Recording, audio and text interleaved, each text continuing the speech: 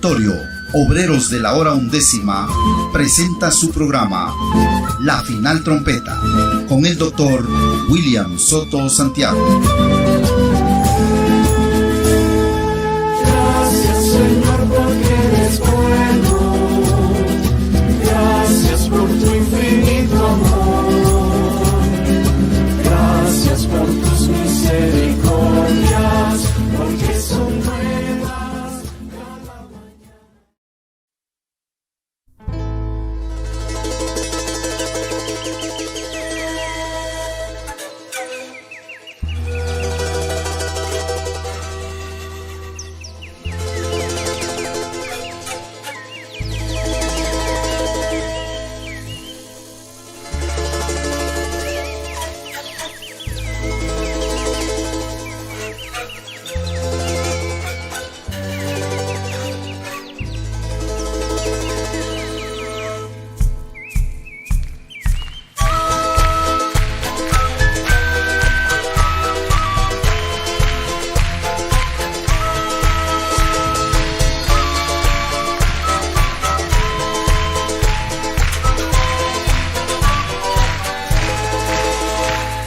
Gracias, Señor, porque eres bueno. Gracias por tu infinito amor. Gracias por tus misericordias, porque son nuevas cada mañana para mí.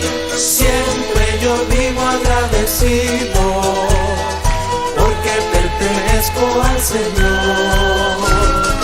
Y he aprendido a contentarme, cualquiera que sea mi situación. Feliz, feliz y agradecido porque me amaste a mí.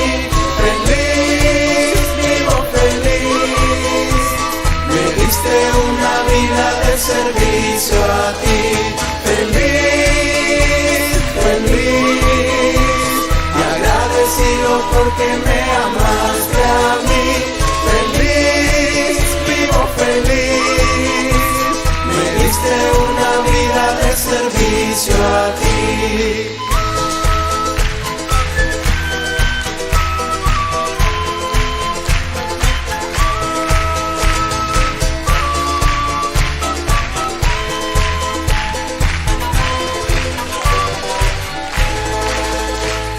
Cuando yo soy agradecido, muestro el gran amor de Dios. Cuando yo soy agradecido, soy prosperado por donde quiera que yo voy. Gracias por tu ángel mensajero, gracias por tu revelación. Gracias porque fui rescatado de las tinieblas a tu admirable luz. Feliz, feliz y agradecido porque me amaste a mí. Feliz, vivo feliz, me diste una vida de servicio a ti. Feliz, feliz porque me amaste a mí. Feliz, vivo feliz, me diste una vida de servicio a ti. Me diste una vida de servicio a ti.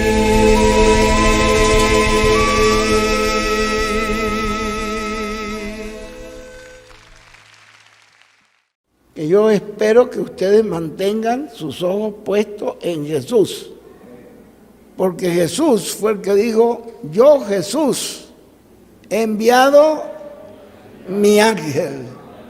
Y si Jesús envía su ángel, Él va a estar en su ángel para poder hacer lo que tiene que hacer. El ángel no es el Señor Jesucristo, pero ve lo que dijo el hermano William, no es, pero es el instrumento que Jesucristo usará para manifestar su segunda venida en este tiempo final. Entonces Jesús fue el que dijo, yo Jesús envío mi ángel. Y también nos dijo, el que recibe al que yo enviare, a mí me reciben. Entonces, mantenga sus ojos puestos en Jesucristo, porque Jesucristo fue el que envió su ángel. Y recuerden ustedes, Jesucristo es el mismo ayer, hoy y siempre. ¿Cómo fueron llamados los escogidos en este tiempo? Con la gran voz de trompeta. ¿Cómo fue llamado usted? De alguna manera le llegó la voz del mensaje, le llegó la voz del mensajero. De alguna manera le llegó el mensaje a usted para saber que Dios estaba hablando a través de un ángel mensajero y usted lo creyó y usted lo recibió. Asimismo, los que faltan por ser llegados también tienen que llegar por esa misma voz. Y por eso nos conviene a nosotros poner a la gente, a toda la gente, el mensaje para que sepan que ya la segunda venida de Cristo ya se cumplió. Y nosotros tenemos que predicar esa segunda venida de Cristo para que aparezcan esos escogidos. Yo les felicito que ustedes se han mantenido con tus ojos puestos en Jesús. Y tomen ese mensaje de Pablo, puestos los ojos en Jesús. Porque Jesús fue el que dijo, yo envío mi ángel.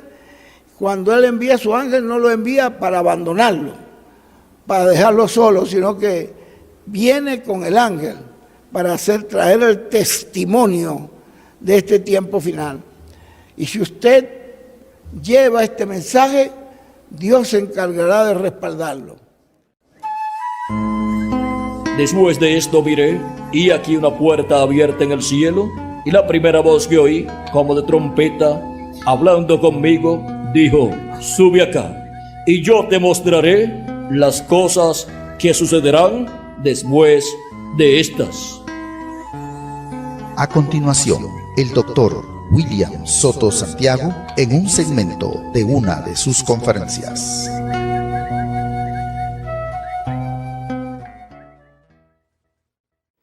Quiero leer en San Juan, capítulo 4, verso 20 al 24, donde nos dice, aquí cuando Jesús está hablando con la mujer samaritana, aquí capítulo 4, verso 19 al 24, dice, le dijo la mujer, Señor, me parece que tú eres profeta. Nuestros padres adoraron en este monte y vosotros decís que en Jerusalén es el lugar donde se debe adorar. Jesús le dijo, mujer, créeme que la hora viene cuando ni en este monte ni en Jerusalén adoraréis al Padre. Vosotros adoráis lo que no sabéis. Nosotros adoramos lo que sabemos, porque la salvación viene de los judíos, mas la hora viene, y ahora es, cuando los verdaderos adoradores adorarán al Padre en espíritu y en verdad, porque también el Padre tales adoradores busca que le adoren. Dios es espíritu, y los que le adoran en espíritu y en verdad, es necesario que le adoren. Que Dios bendiga nuestras almas con su palabra y nos ayude para ser verdaderos adoradores de Dios en espíritu y en verdad. Nuestro tema para esta ocasión es adoradores del Padre en espíritu y en verdad. Pueden tomar asiento si tienen la bondad. Este tema de la adoración a Dios viene desde el Génesis, porque aún la palabra Dios significa objeto de adoración. Y cuando Dios creó ángeles y le adoraron, vino a ser Dios. porque vino a ser el objeto de adoración de su creación. Ahora encontramos que en el Génesis capítulo 4 hubo dos personas que fueron ante la presencia de Dios para adorarlo. Y vean estos dos casos que son muy importantes, porque todo verdadero adorador adora a Dios correctamente. No basta la sinceridad de la persona, se requiere que sea una adoración correcta, conforme a lo que Dios requiere para esa adoración. Luego de la caída del ser humano encontramos a Caín y Abel, los cuales fueron a adorar a Dios. Dice capítulo 4 del Génesis, verso 1 en adelante, dice: conoció Adán a su mujer Eva, la cual concibió y dio a luz a Caín, y dijo: por voluntad de Jehová he adquirido varón. Después dio a luz a su hermano Abel, y Abel fue pastor de ovejas, y Caín fue labrador de la tierra. Aconteció que andando el tiempo, que Caín trajo del fruto de la tierra una ofrenda a Jehová, y Abel trajo también de los primogénitos de sus ovejas, de los más gordos de ellas. Y miró Jehová con agrado a Abel y a su ofrenda, pero no miró con agrado a Caín y a la ofrenda suya. Y se ensañó Caín en gran manera, y decayó su semblante. Entonces Jehová dijo a Caín: ¿por qué te has ensañado? ¿Y por qué ha decaído tu semblante? Si bien hicieres, no serás enaltecido, y si no hicieres bien, el pecado está a la puerta. Con todo esto, a ti será su deseo, y tú te enseñorearás de él.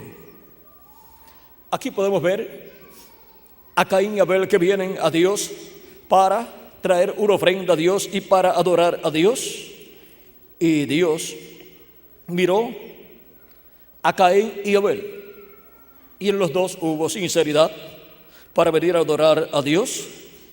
Pero la sinceridad no es suficiente, no basta la sinceridad para Dios verse obligado a aceptar el sacrificio u ofrenda del que la trae a Dios.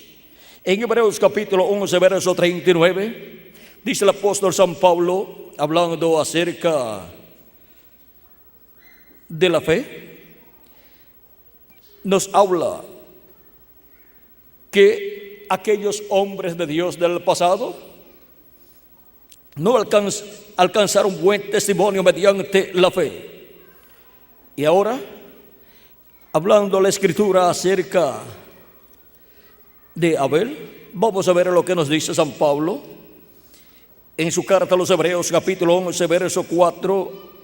Dice: por la fe Abel ofreció a Dios más excelente sacrificio que Caín, por lo cual alcanzó testimonio de que era justo, dando testimonio de sus ofrendas, y muerto aún habla por ella. Caín trajo a Dios una ofrenda de los frutos del campo, y Abel trajo un animalito, un corderito de los más gordos de sus ovejas, y lo sacrificó y lo ofreció a Dios, un sacrificio para Dios. Porque Abel, por la fe, y fe es revelación, por la fe, por revelación, la fe que tenía, la revelación que tenía, sabía cómo acercarse ante la presencia de Dios. Toda persona que se presenta ante Dios necesita hacerlo en la forma correcta para adorar a Dios y Dios recibir esa adoración. Caín y Abel se acercaron a Dios y ambos eran sinceros, pero a Caín no le bastó la sinceridad. Necesitaba tener la fe, la revelación, para saber cómo acercarse a Dios. Ahora, vean ustedes, lo que trajo Caín en nada representaba el sacrificio de Cristo por el pecado. Pero la ofrenda que trajo Abel, sí, representaba el sacrificio de Cristo por el pecado en la cruz del Calvario.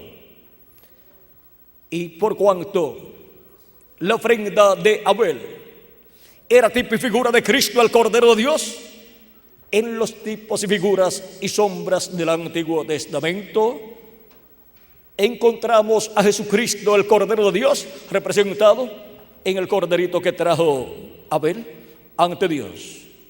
Y también en aquellos corderos y machos cabríos que en medio del pueblo hebreo eran ofrecidos a Dios por el pecado, por lo cual el pecado de las personas que ofrecían a Dios con fe y por fe esos sacrificios, el pecado de esas personas era cubierto con la sangre de aquellos animalitos, aunque no era quitado el pecado, solamente era cubierto en lo que llegaba el sacrificio perfecto, el Cordero perfecto, nuestro amado Señor Jesucristo, el cual no cubre el pecado, sino que quita el pecado. La sangre de Jesucristo nos limpia de todo pecado. Y Juan el Bautista, cuando presentó a Jesús, dijo: he aquí el Cordero de Dios que quita el pecado del mundo. Juan conocía los tipos y figuras del Antiguo Testamento que daban testimonio del Mesías, que vendría como el Cordero de Dios para quitar el pecado del mundo. Ahora sí, en los tipos y figuras del Antiguo Testamento funcionaba en esa forma, y Dios aceptaba la adoración de las personas que venían con esos sacrificios de esos animalitos que representaban el sacrificio de Cristo que vendría a ser efectuado en la cruz del Calvario. Si en los tipos y figuras funcionaba, cuánto más en la realidad del sacrificio de Cristo en la cruz del Calvario. Ahora hemos visto que los adoradores en el Antiguo Testamento tenían que venir con una ofrenda de un sacrificio por el pecado, porque Dios no acepta la adoración de los pecadores, y por eso se requiere que el pecador tenga un sacrificio para que con la sangre de ese sacrificio sus pecados sean quitados. Pero en el Antiguo Testamento, por cuanto los sacrificios de los animalitos no eran perfectos, solamente era cubierto el pecado en lo que llegaba el Cordero perfecto, el sacrificio perfecto que quitaría el pecado del mundo. Y todos aquellos adoradores en el Antiguo Testamento que habían ofrecido a Dios esos sacrificios tenían sus pecados cubiertos. Pero cuando Cristo murió en la cruz del Calvario, el pecado de esas personas que estaba cubierto fue quitado. Y entonces, cuando Cristo resucitó, resucitaron con Cristo los santos del Antiguo Testamento, como nos dice el Evangelio según San Mateo, en el capítulo 27 y versos 51 al 53, donde dice: y he aquí, el velo del templo se rasgó en dos, de arriba abajo, y la tierra tembló, y las rocas se partieron, y se abrieron los sepulcros, y muchos cuerpos de santos que habían dormido se levantaron, y saliendo de los sepulcros después de la resurrección de él, o sea, después de la resurrección de Jesucristo, vinieron a la santa ciudad y aparecieron a muchos. Aquí tenemos el sacrificio de Cristo, el sacrificio perfecto, el sacrificio del Cordero de Dios que quita el pecado del mundo.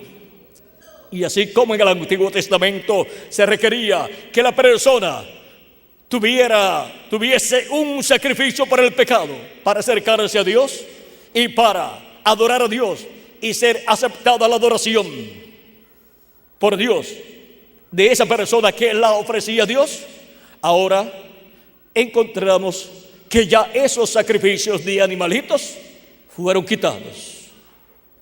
Encontramos que en medio del pueblo hebreo ya no tienen el templo donde adoraban a Dios y donde ofrecían a Dios esos sacrificios por el pecado, como el sacrificio de la Pascua y el sacrificio del macho cabrío el día 10 del mes séptimo de cada año, el sacrificio de la expiación del macho cabrío para la reconciliación del pueblo hebreo con Dios.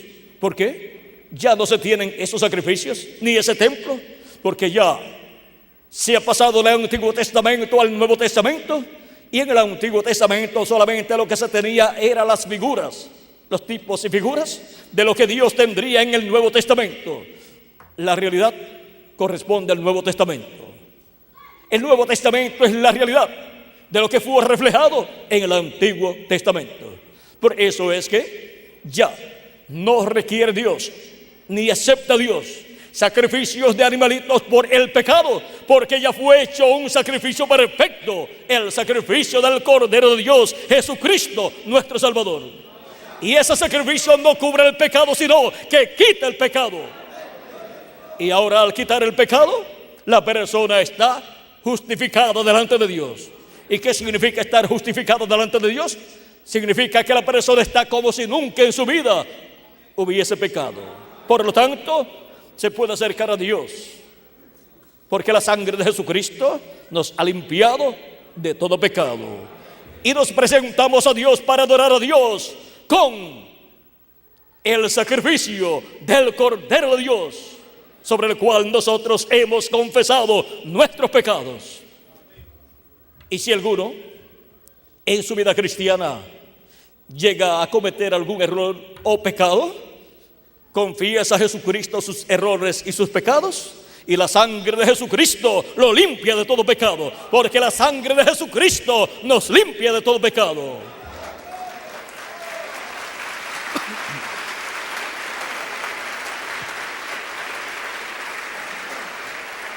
Y mientras la sangre de Jesucristo esté en el propiciatorio, sobre el propiciatorio, en el arca del pacto, sobre el propiciatorio del templo que está en el cielo, del trono de Dios, allá hay misericordia para los hijos e hijas de Dios.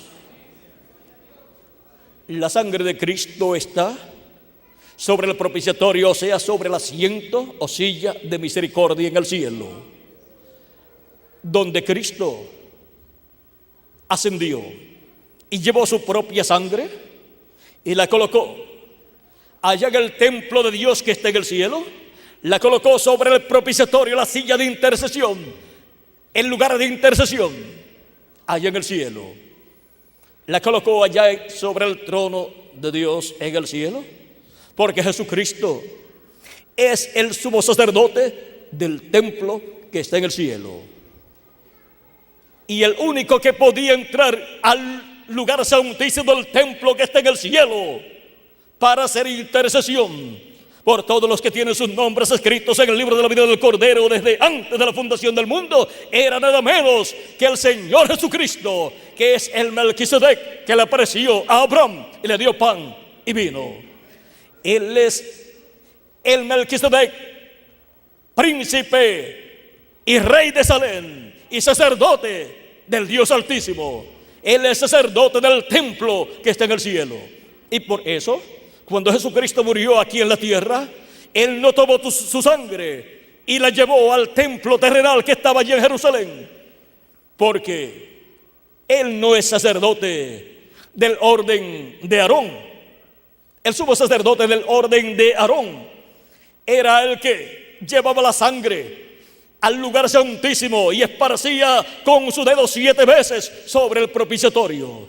Pero ahora Jesucristo es sumo sacerdote según el orden no de Aarón, sino de Melquisedec. Ese es el orden sacerdotal celestial. El terrenal fue el de Aarón por la tribu de Leví, el orden sacerdotal levítico, del cual Aarón fue el sumo sacerdote, y todo sumo sacerdote tenía que venir por medio de la descendencia de Aarón, y el sacerdocio pertenecía a Aarón y a sus descendientes. Pero ahora un sumo sacerdote de otro orden, del orden celestial, del templo que está en el cielo, llevó su propia sangre al cielo, al templo que está en el cielo, y la colocó sobre el propiciatorio del templo que está en el cielo. donde los sacerdotes del orden de Aarón no pueden ministrar. Y ahora vean ustedes este misterio del templo que está en el cielo y del orden sacerdotal del templo que está en el cielo. Para poder comprender ese orden celestial, tenemos que comprender el orden sacerdotal levítico o de Aarón, porque en el orden de Aarón o levítico, ese orden sacerdotal, se reflejó el orden sacerdotal celestial de Melquisedec.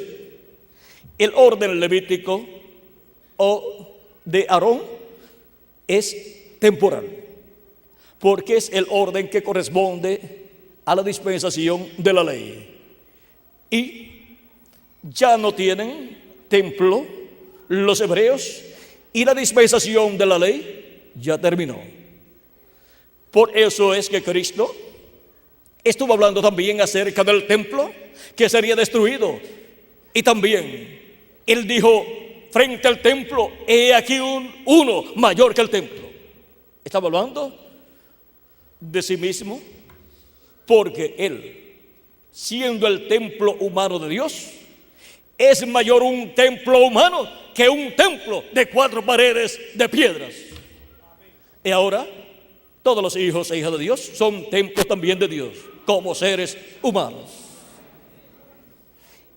para morada de Dios en Espíritu Santo dentro de la persona. Allá en el trono de su alma es donde Dios mora.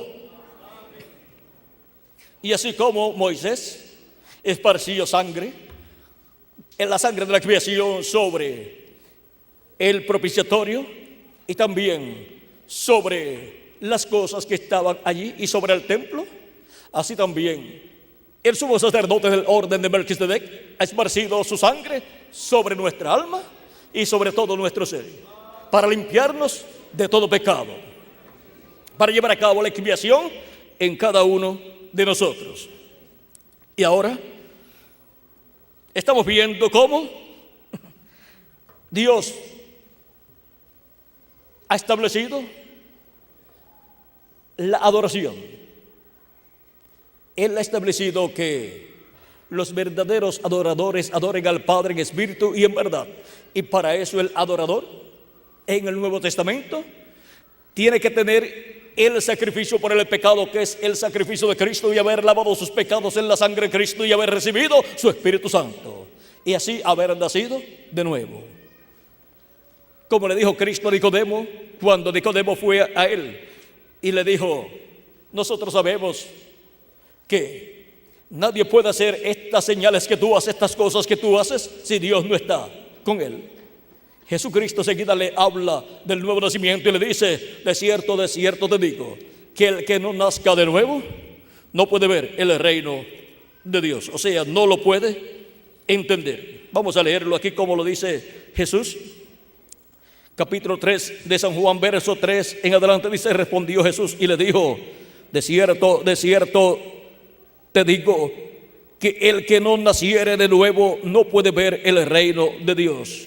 Nicodemo le dijo: ¿cómo puede un hombre nacer siendo viejo? ¿Puede acaso entrar por segunda vez en el vientre de su madre y nacer? Respondió Jesús: de cierto te digo, que el que no naciere de agua y del Espíritu no puede entrar en el reino de Dios.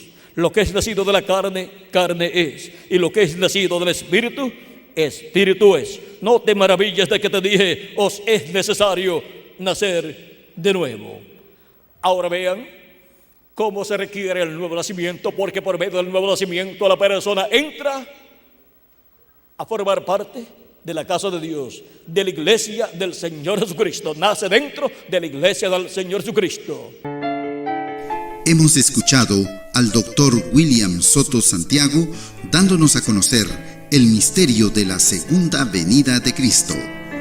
Reciba estas publicaciones impresas en libros, grabadas en audio y video, dirigiéndose a la siguiente dirección: Auditorio Obreros de la Hora Undécima, ubicado a una cuadra al norte del campo de fútbol Salinas 2, La Blanca, San Marcos. Reuniones en este lugar todos los viernes a las 5 de la tarde y domingos a las 8 de la mañana. La entrada es completamente libre. Comuníquese con nosotros a los teléfonos 5896-0151 y 3333-9709. Visite nuestra página oficial en internet www.carpa.com. Que Dios les continúe bendiciendo y será hasta una próxima ocasión.